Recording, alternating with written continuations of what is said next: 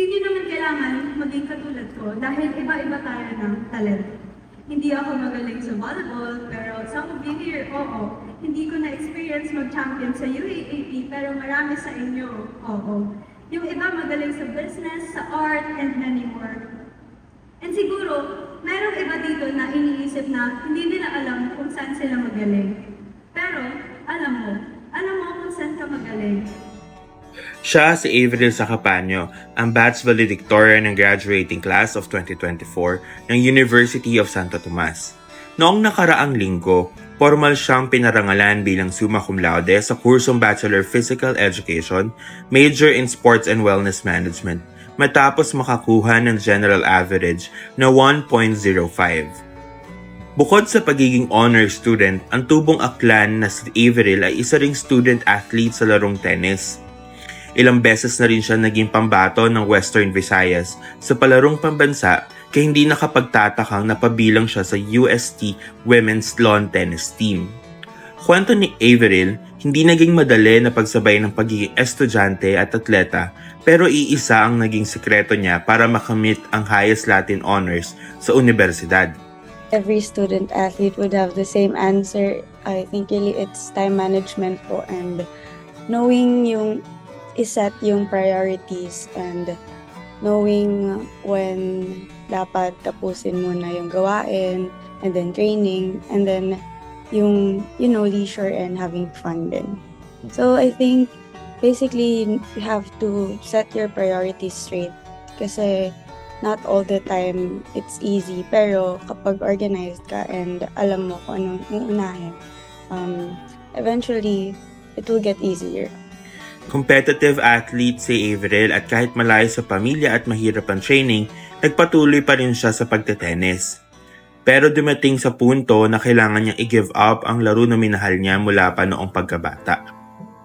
Sobrang, I think yun yung isa sa lowest points nga ng life ko kasi ayun, malayo nga ako sa family ko tapos sobrang nade-drain ako sa training kasi feel ko na iba kasi yung system dito compared sa system namin doon sa province and feel ko hindi ko or yung environment sa training and sa court parang hindi siya for me, sobrang nade-drain ako and hindi siya physically exhausting, it's mentally exhausting. So ayun, I think rin bakit occasionally na ako nagtitrain ngayong 4th years because parang prioritize ko din na yung mental health ko and parang ibigay na lang din sa others na deserve naman yung spot.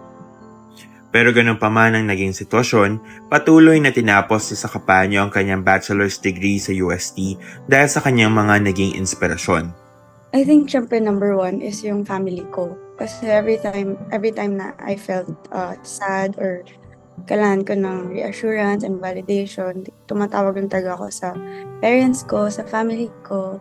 Yung mga lola ko actually like halos everyday sila tumatawag sa akin para kamustahin ako. So I think isa yun sa mga naging, alam mo yun, sila yung naging sandalan ko and strength ko.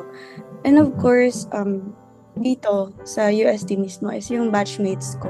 Sobrang close kasi kami as a batch and sobrang solid namin as a batch. So naging big help yung environment sa akin, to cope up with things, especially on hard times during training and ACADS. So, naging big help talaga yung environment ko, yung mga batchmates ko. Dagdag pa ng 22-year-old Aklan native, hindi siya nag-expect na makakapagtapos bilang top 1. Sa katunayan, sinabihan na niya ang kanyang pamilya na huwag nang umasang makakuha siya ng Latin honors.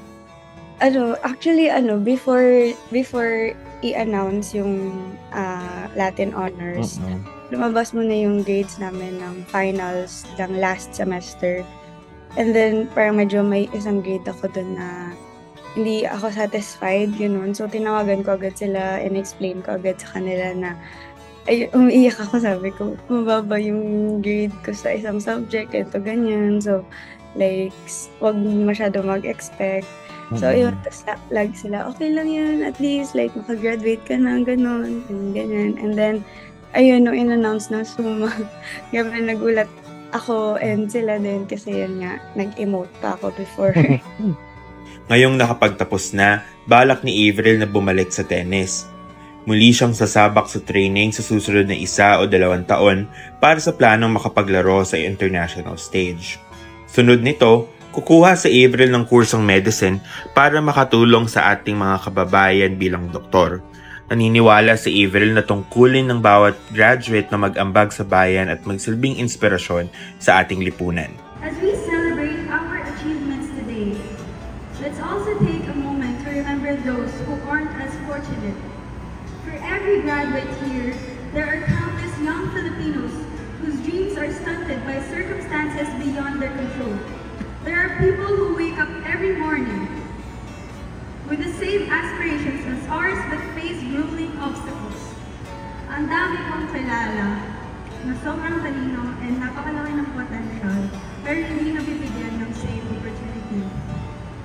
So as we don our caps and gowns, let us carry with us the responsibility to make a difference. Our education empowers us just not to seek personal success, but to be the catalyst for change in our communities. Gusto mo pa ba ng mga contents tulad nito? Mag-subscribe lang at i-follow ang social media pages ng News 5. Ako si Rainier Mira, News 5 Digital.